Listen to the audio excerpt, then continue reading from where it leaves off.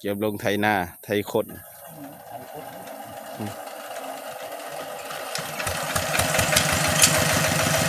ไถนาเก็บยอดเขา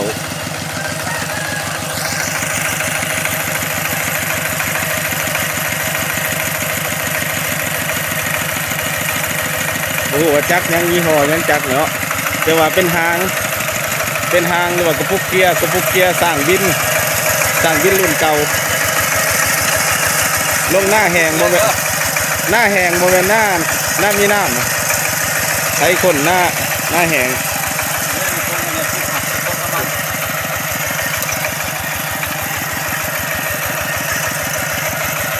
ไปรุ่นกันไปเบิ่งกันสีไทยเขาบ่คือสีเขาเลยแล้วพอไทยคนก็สิว่าเคยไทยหุดแล้วทางนั้นไทยคนสีเกี้ยมยอดเขาไปเบิ่งกันไปรุ่นกันไปหน่อยสิเป็นอะไร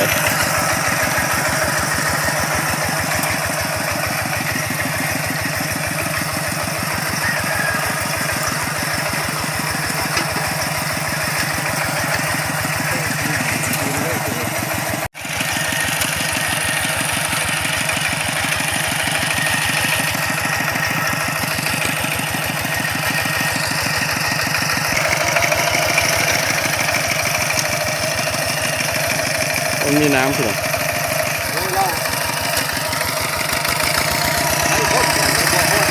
ไทยคนเขาเอื่นว่าไทยคนเพราะว่าเคยไทยหุดแล้วมันมียาลายเลยใส่วิธีนี้อันนี้ปั๊บไทยเนาะปั๊บไทย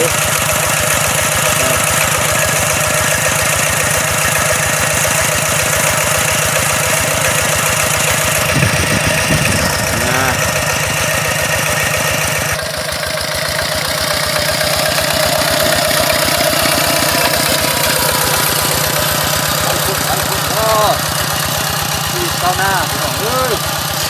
คนเมืองเพื่อ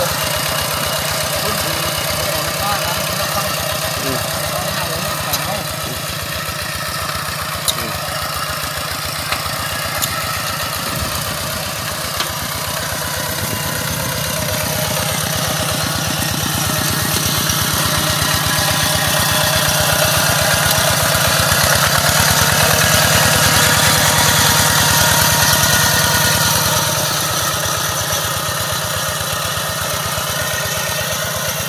ยังไปเรื่อยๆอยู่ปั๊บไม่กันวะ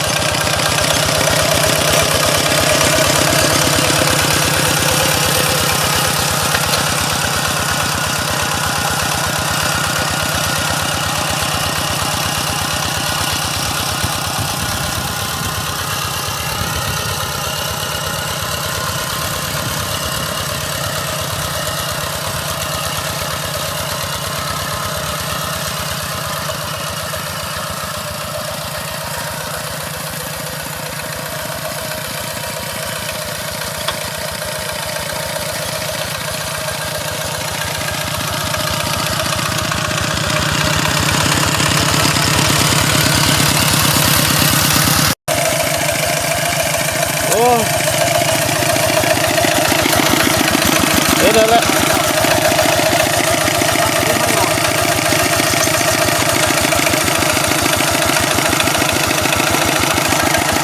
แล้ว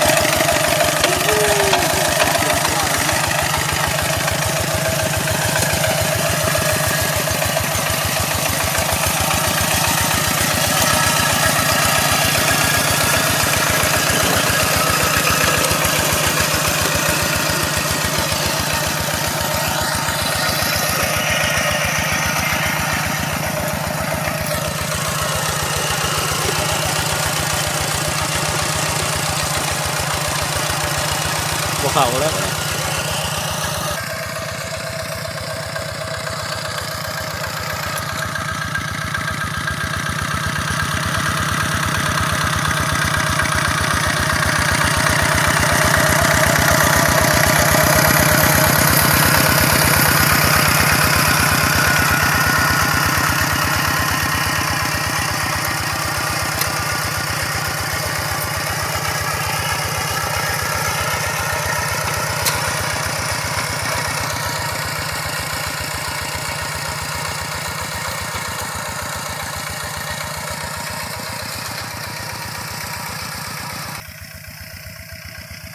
ลงไฮใหม่เลยพี่น้องลงหน้าไฮใหม่มาแล้วขนาดกับบุกเกียร์สร้างบินพี่น้องคูโบต้าบ่ฮู้ว่าคูโบต้าหรือยี่ห้อหยังจัก